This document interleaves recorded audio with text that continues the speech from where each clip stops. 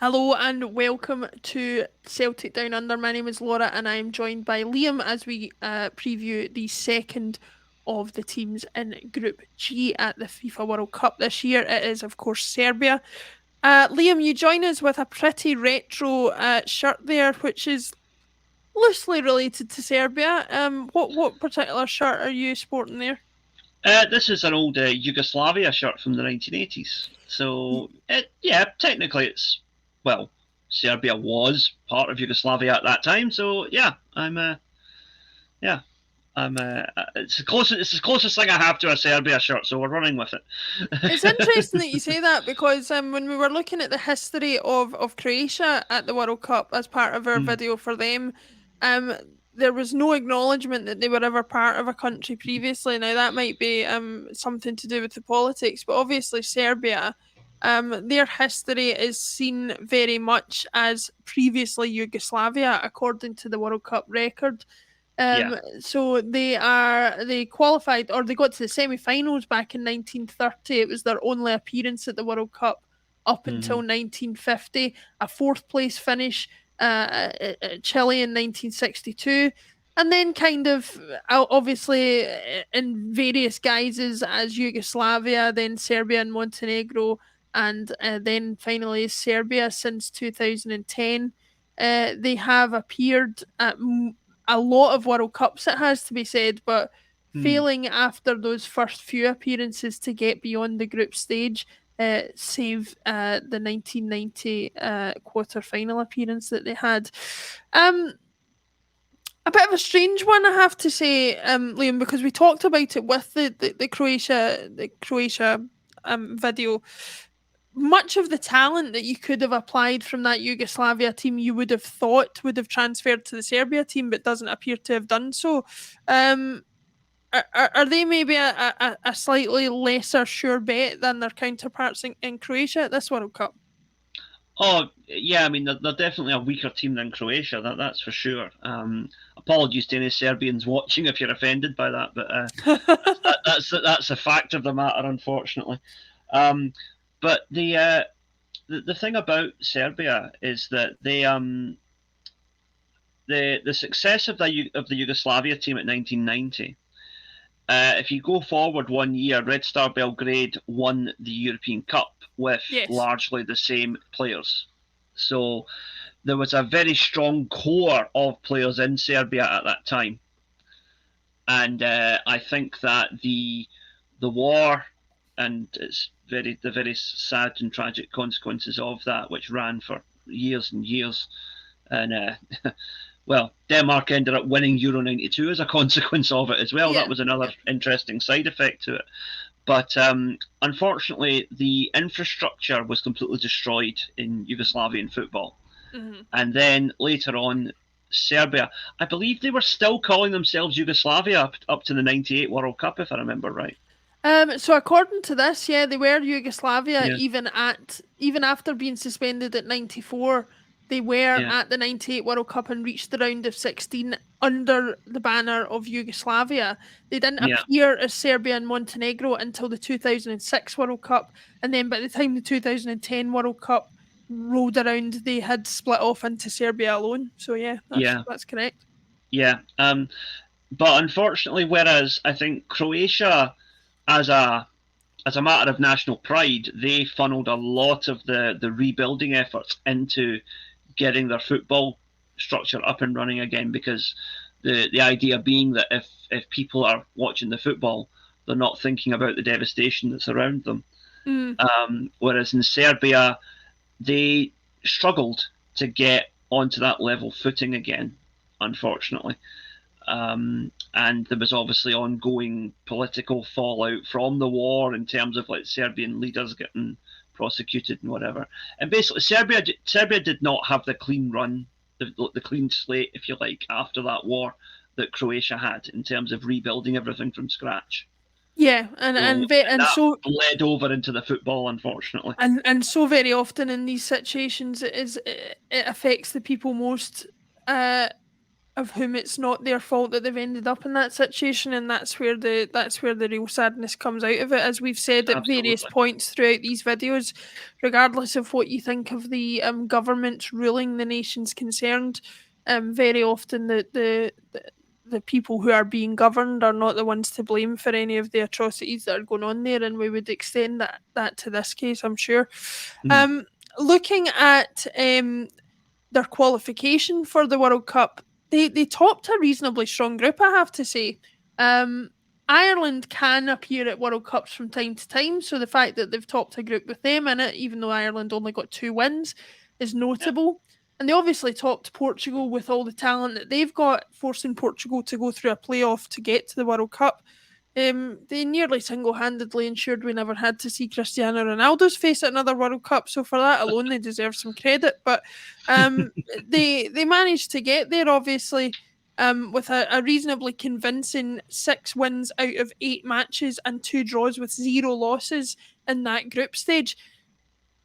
I know some people think that that's not relevant going into a World Cup finals, especially when you consider the length of time between finishing that group campaign and then appearing at the World Cup. But surely it's got to count for something that they've got that confidence that they've said, well, we've appeared, we've beat a team of Portugal's calibre by 3 points over 8 matches. Well, yeah, I mean, as I learned to my cost last night, I made the mistake of dismissing Saudi Arabia, forgetting the fact that they had beaten Japan and Australia recently. Yeah. And then they went out and got that result against Argentina. So Serbia are not to be underestimated, that's for sure. Any team that can come ahead of Portugal is a side to be feared. That Saudi Arabia result has really knocked you for 6, hasn't it? Yeah. Yep. Yep. It has that, and the fact that Qatar looked like a bloody pub team the other night has just completely blown apart my ideas of what was going to happen at this World Cup. So I know we might be asking Jared to delete most of the videos before anybody gets a chance to see them, but we've had fun doing them anyway. Looking at Serbia again, going into the rest of this World Cup, let's have a look at the squad that they've got. Again, a squad I'm not entirely familiar with, but one that does have some recognisable names, it has to be said. They've got Marko Dimitrovic of Sevilla, Vanja Milinkovic-Savic, not that one, playing in goal for Torino, and Predrag Rakovic of Mallorca. Rakovic and Dimitrovic are the most experienced options between the sticks, with Milinkovic-Savic also having feared a number of times recently, according to this website. So it's really 6.5 half a dozen between Rakovic and Dimitrovic who's going to appear, and not necessarily something that I think we're going to go into too much detail with. So we'll move on to the defence there. They've got Stefan Mitrovic of Getafe, Filip Mladenovic of Lega Warsaw, Strahina Pavlovic of Strasbourg, Velkovic of Werder Bremen, Irakovic of Belgrade, Babic of Almira, and Milenkovic of Fiorentina. Again, not a huge number of recognisable names there, but they do appear to be playing at a decent level. Yeah, I think in cases like this where you don't necessarily know the players that well, you can tell a lot by what teams are they playing for. And yeah, the fact that there's only one player there that's actually based in Serbia kind of tells you that this is a team that's very internationally experienced, you know? Yeah, and that's certainly going to stand them in good stead for the tournament. Maybe a few more recognisable names here in the midfield for Serbia. We've got Gudej of Sevilla, Filip Kostic of Juventus, Nemanja Maksimovic of Getafe, Sergej Milinkovic-Savic of Lazio, yes, that is the one, Sasa Lukic of Torino, Andraja Zivikovic of PAOK, Uros Racic of Braga, Ivan Ilic of Verona, Darko Lazovic of Verona, and Marko Grujic of Porto. Standout name there for me is Sergej Milinkovic-Savic. Has been doing it at the top end of Serie A for a number of years. What type of a player do you make him out to be? Yeah, I mean, I'm well documented in my feelings about Lazio. I don't like them as a club, but I do certainly like watching him as a player. He is he's one good excuse for watching Lazio. Let's put it that way. Absolutely, and I think the less said about Lazio, the better. Mm. Not a club you want to follow with any great vigor. Let's put it that way. Um, Certainly, the top line for Serbia is where you'll see the most recognisable names. We've got Alexander Mitrovic of Fulham. We've got Luka Jovic, formerly of Real Madrid, and now of Fiorentina. Dusan Vlahovic of Juventus, who's come off on the scene relatively recently, but really seems to have exploded onto the scene. Nemanja Radonic of Torino, and Filip Duricic of Sampdoria, and then Dusan Tadic of Ajax. I want to talk a little bit first of all about Dusan Tadic.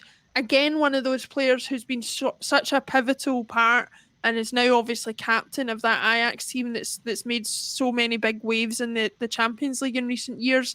After a less than glorious time at Southampton in the Premier League, how good a player is Tadic, and how likely do you think he is to maybe produce a few moments of magic at the World Cup for Serbia? I think he is as important to Serbia as Ziyech is to Morocco, as we talked about previously. Another Ajax graduate, and I think he's crucial. But the one for me that I'm really interested to see is Mitrovic of Fulham, because I'm amazed that he's still playing for a club like Fulham. To me, that is a guy that should be at a Bayern Munich or a Barcelona or something. He's a much better player than Fulham's level, I think, honestly. Do you know, he's a player who I think has...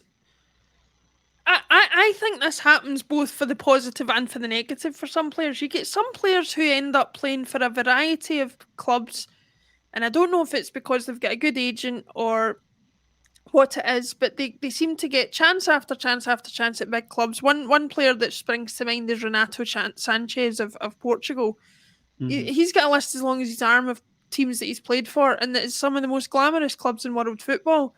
And yet I don't know that he's necessarily earned those moves at every chance. Whereas Alexander Mitrovic, I don't know what it is.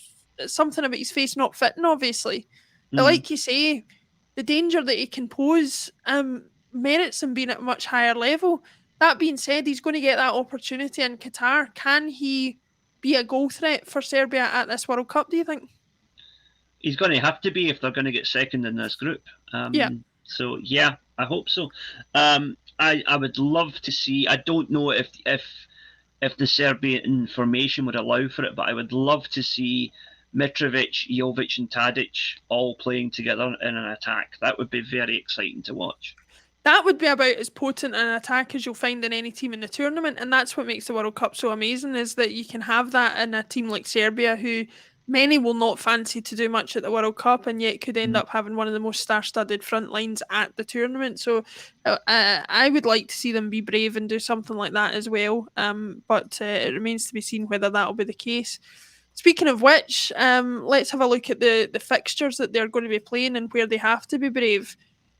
Like so many we've talked about before, they are going to be opening up against Brazil in one of the least desirable opening matches of any World Cup.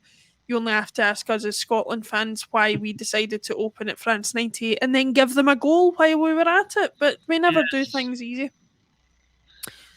Anyway, but opening against Brazil, then obviously a winnable match against Cameroon in the middle section before a reasonably tricky tie against Switzerland. I'm actually, the more I'm looking at this group, finding it harder and harder to call. Obviously, Brazil are favourites for first place, but it's really open as to who could take that second place. What are Serbia going to need to do to guarantee that, do you think? Well, assuming that they're going to lose to Brazil in the opening game, because that is in essence the original free hit. They can go out there and just give it their best and see what happens, but I don't see them causing Brazil too many problems. They need to win that game against Cameroon, because Cameroon could well beat Switzerland. And if Cameroon gets 6 points and then Serbia are on 0, Serbia are out. So they need to, on one hand, playing Brazil first gets the difficult game out the way, and they're going to think, well, we have to focus on winning the other two then. But on the other hand, if Brazil come out and want to put down a marker and take 4 or 5 off them, that could really damage their morale going into a tricky game against Cameroon, where they will be the favourites, but Cameroon are a dangerous side who could cause them some issues. Absolutely, they could, and we'll get into Cameroon in their preview video later on in this series. I think that's us covered everything that we can with Serbia as far as what we can expect from them. But just to close out, we've talked about, and this might be unfair to do considering we've not covered Cameroon or Switzerland as yet, but are Serbia the team to take second place for you in this group, or do you think it's going to go to somebody else? Ultimately, I think it will be Serbia, but I would not be surprised if it was either of the other two. And I realise that's a very non-committal answer, but I think taking Brazil out the equation, this is one of the most difficult groups to call.